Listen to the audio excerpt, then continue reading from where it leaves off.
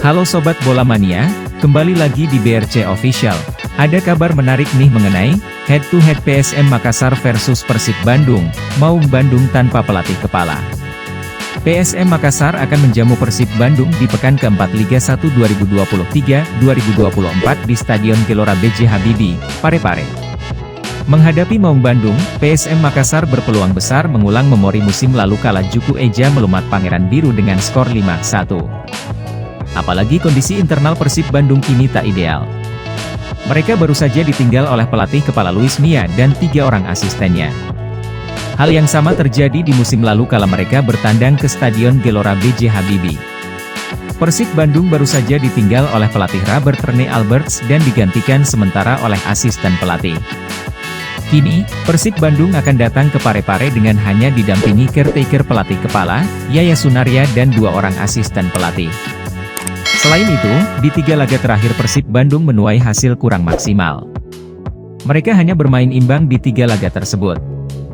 Padahal dari segi materi, Persib diisi pemain bintang.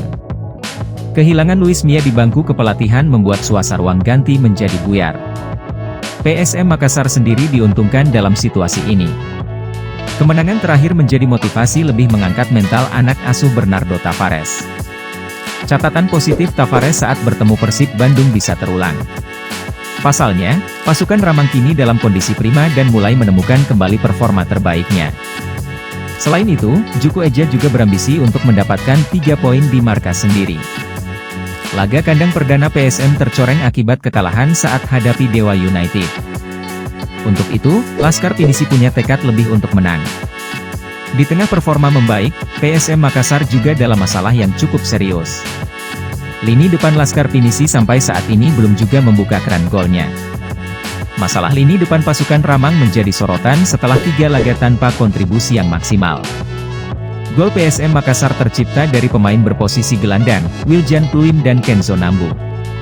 Di sisi lain, Pangeran Biru walaupun belum pernah menang tetapi lini depannya sangat tajam. Duet Ciro Alves dan David Da Silva sudah mengkoleksi masing-masing 2 gol. Pengamat sepak bola Asegaf Razak mengatakan, kreator serangan PSM harus tahu bola yang diinginkan striker.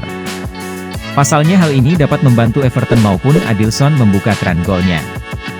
Gol bagi seorang penyerang sangat berpengaruh terhadap mental pemain. Gelandang harus paham karakter striker. Jangan diberi bola terobosan kalau striker tidak bisa lari. Kalau unggul bola atas maka manjakan dengan umpan bola atas, tutur ex pelatih PSM Makassar ini, singkatnya. Nah itu dia Sobat Bola Mania untuk update kabar kali ini, bagaimana pendapat kalian Sobat? Tulis pendapat kalian di kolom komentar ya Sobat dan jangan lupa untuk like, comment, and subscribe.